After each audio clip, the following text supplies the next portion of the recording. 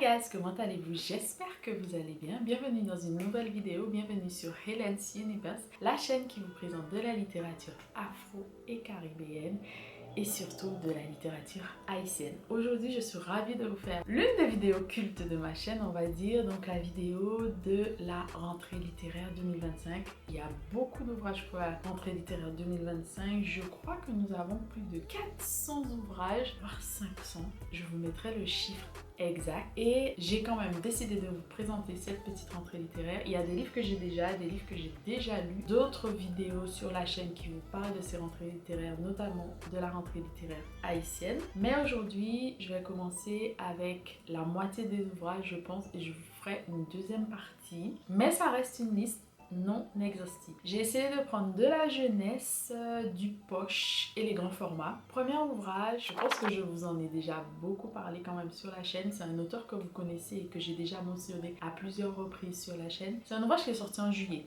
C'est pas à proprement parler la rentrée littéraire, mais je voulais absolument mettre cet ouvrage dans les livres de la rentrée littéraire parce que c'est un auteur aussi haïtien. Donc c'est l'ouvrage de Philomé Roubert, son deuxième roman qui est sorti aux éditions Caraïbes Éditions, Port-au-Prince Cotonou, Un écho sans retour. C'est un ouvrage que j'ai terminé il y a quelques jours et c'est un ouvrage que j'ai aimé par les thèmes abordés, mais c'est un ouvrage où j'ai été déçue à la fin. J'ai juste pas aimé la fin, donc voilà, parce que je me suis quand même attachée aux auteurs. Autre ouvrage dont je voulais vous parler, moi j'ai eu une épreuve non corrigée, c'est Où s'adosse le ciel, le roman de David Diop aux éditions Julia qui est sorti normalement le 14 août, que je vais lire très bientôt. C'est un ouvrage que j'ai vraiment envie de lire parce que je pense que c'est un auteur que j'apprécie bien et j'ai lu il y a quelques années La porte du voyage sans retour que j'avais aimé et j'ai encore Frère d'âme que je n'ai pas encore lu.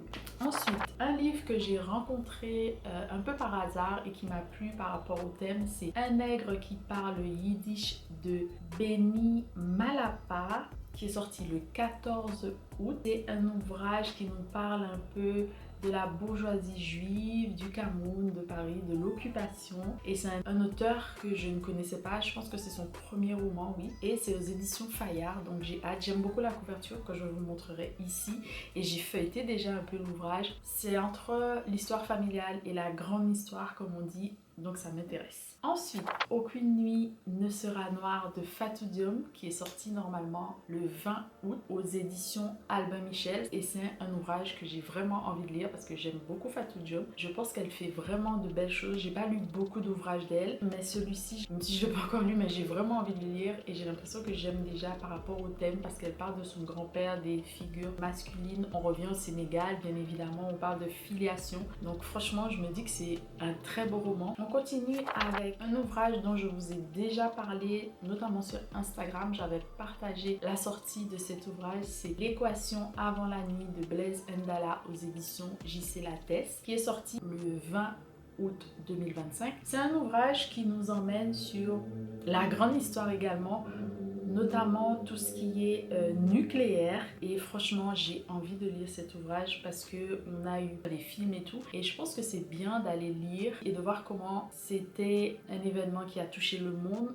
mais qui a touché certains pays dont on n'a jamais parlé, notamment le Congo d'où vient l'auteur. Je continue avec un ouvrage qui est sorti le 20 août aux éditions Flammarion, donc c'est l'autrice Elif Chaffard, donc Les fleuves du ciel, que je n'ai jamais lu. C'est malheureusement une autrice que je n'ai jamais lue. J'espère rectifier cela. Franchement, ça parle de Londres, de la Turquie, des liens qu'il y a entre le personnage et aussi l'histoire, l'époque. Si vous l'avez lu, que ce soit cet ouvrage-ci ou un autre ouvrage de l'autrice, n'hésitez pas à me dire ce que vous avez aimé, ce que vous en avez pensé de sa plume également, même si vous lisez en français, parce que là je parle principalement de livres en français, donc de façon originale ou qui ont été traduits. Là c'est une traduction. Un autre livre que j'ai mis dans ma liste qui est aussi sorti le 20 août, c'est Ce refrain qui te plaît de Nadège Erika qui avait déjà sorti un ouvrage l'année dernière, donc là c'est son deuxième roman et je crois que c'est aux éditions HarperCollins. Collins. Donc j'ai juste envie de me laisser porter, de mettre dans ma liste. Je n'ai pas lu le premier roman, je crois que c'était Mon Petit. En tout cas j'aimais bien le titre et ça parlait beaucoup de thèmes très intéressants dans les sociétés où on a beaucoup de mélanges. Et là, je mets dans ma liste, mais il faut que je lise le premier. Ensuite, j'ai envie de continuer Une reine royaume d'Ella Feki, toujours le 20 août, qui parle de Madagascar et aussi de la reine que je vais vous laisser aller découvrir. Et c'est un ouvrage qui me plaît. Je n'ai pas beaucoup lu sur Madagascar, donc je pense que c'est le moment de m'y remettre. Je crois que j'ai lu seulement 2 ouvrages sur Madagascar et c'est aux éditions Lattès. Ensuite, un autre ouvrage que j'ai vu, là c'est plutôt un essai. C'est un ouvrage de Pascal Blanchard et de Benjamin Stora, des historiens, on va dire, très connus, notamment ici en France, qui parlent beaucoup de colonisation et de décolonisation. Et ici, le titre est « Doit-on s'excuser de la colonisation ?» Donc c'est un thème qui me plaît. Il n'y a pas beaucoup de pages dans cet ouvrage. Il n'est pas très cher, il me semble. Et je pense que c'est quelque chose quand même à aller lire. Ensuite, toujours le 20 août, j'ai Le Fardeau de Mathieu Nango. C'est encore un ouvrage très intéressant, sorti aux éditions Mialet Barreau. Là, on parle d'héritage. Donc on est avec les pouponnières nazies, une histoire de famille juive hongroise, et aussi on est entre un personnage, c'est un peu une autofiction, hein, ça raconte un peu l'histoire de l'auteur, et on est entre la Côte d'Ivoire et cet héritage juif à une époque où les nazis sont là. Donc ça donne envie de lire, franchement. Un autre ouvrage que j'ai vraiment envie de lire qui s'appelle Baribora de Steve Aganze. On est au Congo et on parle de destin de femmes en Afrique et surtout de leurs paroles. C'est une histoire qui a l'air très touchante quand on lit la 4e de couverture.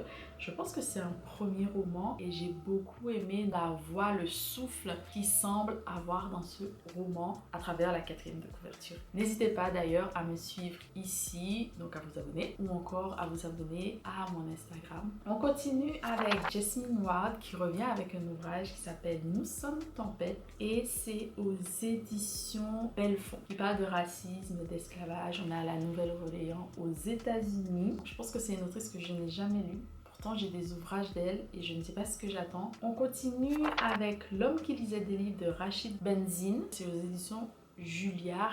J'en ai beaucoup entendu parler. C'est un ouvrage qui est sorti le 21 août. On parle beaucoup de lecture, de livres de résistance, de patrie et j'ai hâte de lire cet ouvrage. On continue avec un ouvrage que j'ai lu déjà, que vous connaissez parce que je vous en ai beaucoup parlé. C'est Dire Babylone qui est sorti cette année aux éditions 10-18, donc en poche. C'est un ouvrage que j'ai vraiment beaucoup aimé. Je vais vous en parler bien évidemment par la suite, mais ici on est dans tout ce qui est Rasta, dans le Rastafari, en Jamaïque, avec une jeune fille qui s'appelle Safia, je dirais, parce que c'est un peu l'histoire de l'autrice et qui nous raconte comment son père les a élevés et qui va essayer de les garder dans tout ce qui est culte, religion, mode de vie, Rasta. Moi j'ai beaucoup aimé cet ouvrage, vraiment beaucoup, et je me suis sentie un petit peu comme l'autrice, comme aussi la narratrice, parce que ça me rappelait beaucoup mon enfance dans la Caraïbe. On continue avec un ouvrage de Natacha Apana qui est en lice pour pas mal de prix, qui s'appelle donc La nuit au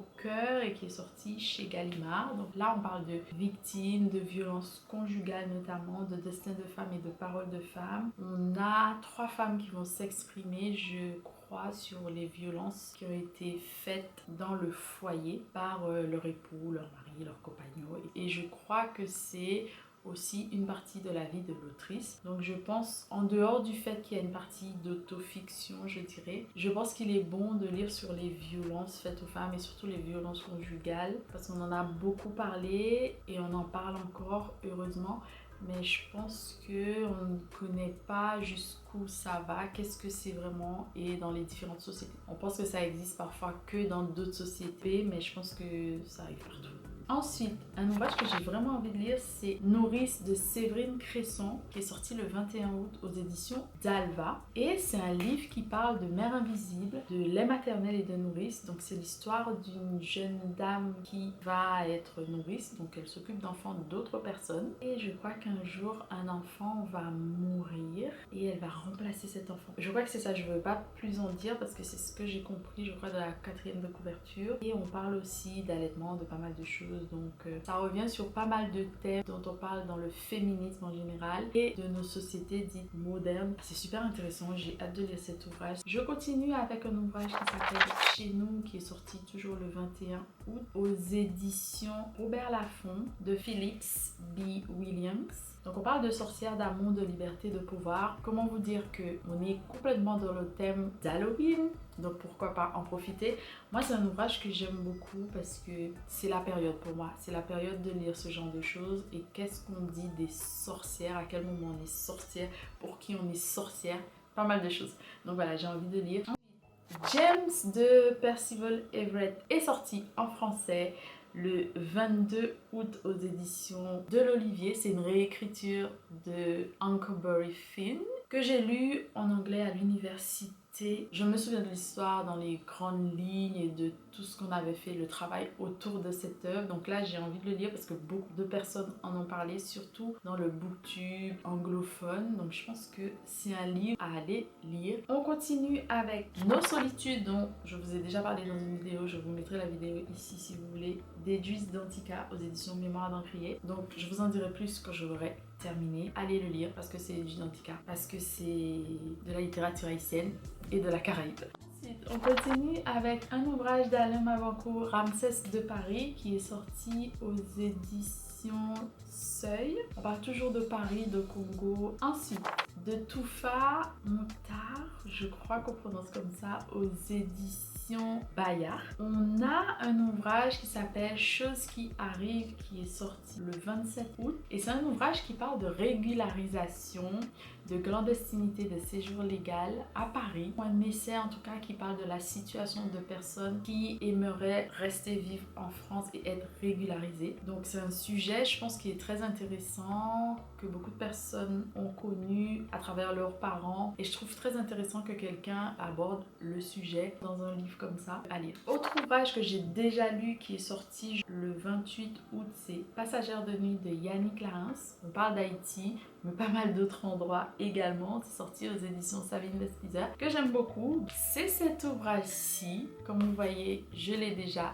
dévoré. Hâte de vous en dire davantage. Je vais aller essayer de décanter cet ouvrage et en lice aussi pour pas mal de prix. Ensuite, il y a l'ouvrage de Peace Adzomédié, Fleur de nuit, qui est sorti le 2 septembre. On parle de Ghana, de fratrie et des États-Unis. Toujours aux éditions de l'Aube. C'est cet ouvrage-ci, je vous en ai déjà parlé. On parle de deux jeunes filles, destin mêlé. J'ai hâte de lire cet ouvrage. Ensuite, on a de la poésie avec L'obscur soleil des corps de Louis-Philippe d'Alembert aux éditions Bruno Doucet. C'est cet ouvrage-ci que j'ai déjà lu. On parle beaucoup de sensualité ici et je vous recommande beaucoup d'ouvrages, si ce n'est pas tous les ouvrages des éditions Bruno Doucet, parce que franchement c'est très intéressant, on a un petit peu de tout. Ensuite, on part au Cameroun avec Les enfants du pays de Danny Kangan. C'est une bande dessinée là, on dirait un l'autofiction, elle parle en tout cas de la décolonisation, des relations père et fille, surtout de l'Afrique aussi. Et c'est aux éditions La Boîte à Bulles, je crois que c'est son deuxième roman graphique, donc allez-y. Ensuite, le 4 septembre est sorti Le corbeau qui m'aimait d'Abdelaziz Baraka Sakine. Donc là on est à Calais avec les migrants il me semble, et c'est un roman aux éditions Zulma. Je ne vais pas plus vous en dire, mais ça donne envie, et puis c'est un auteur qu'on connaît aussi. Ensuite on a l'ouvrage de River Solomon, Model Home, un Model Home qui est sorti le 5 septembre aux éditions Aux Forges du Vulcain. Évidemment c'est une maison d'édition qui a l'habitude de nous sortir ce genre d'ouvrage, et bien sûr River Solomon qu'on doit lire évidemment. Donc je vous recommande et j'espère le lire très bientôt parce que je le vois tous les jours et j'ai envie de m'y plonger. Prochain ouvrage dont je voudrais vous parler, c'est l'Atlas des Outre-mer. Donc c'est aux éditions Autrement qui font en général tous les atlas, très connus pour ça. Ça va des Outre-mer, c'est censé mettre à jour ce qu'on connaît et aussi de voir ce qu'il y avait dans les Outre-mer avant et aujourd'hui. Donc moi ça m'intéresse énormément d'aller voir cet atlas pour comparer aussi de ce que je connais. Ensuite, le 10 septembre, Lucie de Jamaïca Kincaid aux éditions Cambourakis. Les éditions Cambourakis reprennent pas mal d'ouvrages d'auteurs qu'on connaît déjà qui ne sont plus distribués ou très mal distribués. Je vous parlais déjà de Jamaïca Kincaid avec Autobiographie de ma mère qui est juste derrière moi. Lucie, je n'ai toujours pas encore lu. Ensuite, il y a un roman qui est sorti en septembre septembre, le 12 septembre, c'est Black Rivers de Nilanjana S. Roy aux éditions de l'Aube. Là, on parle de crimes et on est en Inde et on parle beaucoup de la communauté hindoue. Donc, ça me donne envie parce que j'ai lu quelques ouvrages sur l'Inde, mais pas suffisamment, je pense. Je vous le conseille. Si vous l'avez lu, n'hésitez pas à me dire. On continue avec un ouvrage de Nolimé Delanon. C'est aux éditions Mémoire d'Encrier. Elle a sorti un ouvrage qui s'appelle Guyane spatiale, carnaval décolonial. Et c'est une histoire populaire de la Guyane que j'aimerais bien aller connaître davantage de la Guyane, d'où ma démarche de mettre cet ouvrage dans ma... On continue avec Visa pour la Guadeloupe d'Estelle Sarabul qui veut un peu proposer un guide de voyage sur la Guadeloupe, donc aux éditions Elitis Éditions. C'est un ouvrage que j'ai vu passer qui me paraît intéressant parce que j'aimerais savoir qu'est-ce qu'elle a mis de A à Z à propos de la Guadeloupe. De Jennifer Richard cette année est sortie La vie infinie, donc en poche, voilà, chez Pocket. Donc c'est un ouvrage qui est sorti l'année dernière dont je vous ai parlé, c'est sorti chez Philippe Ray en grand format.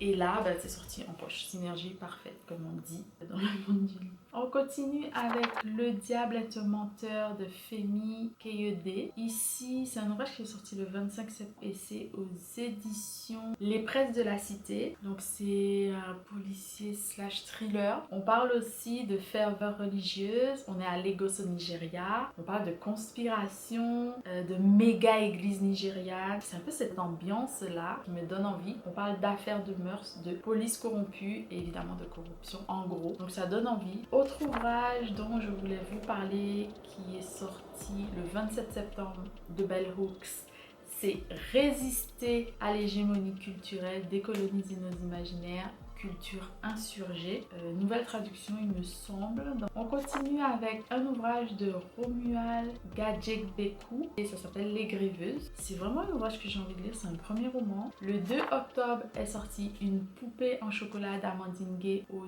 éditions La Découverte et là c'est la version poche. On est un peu dans un essai mais aussi autobiographie.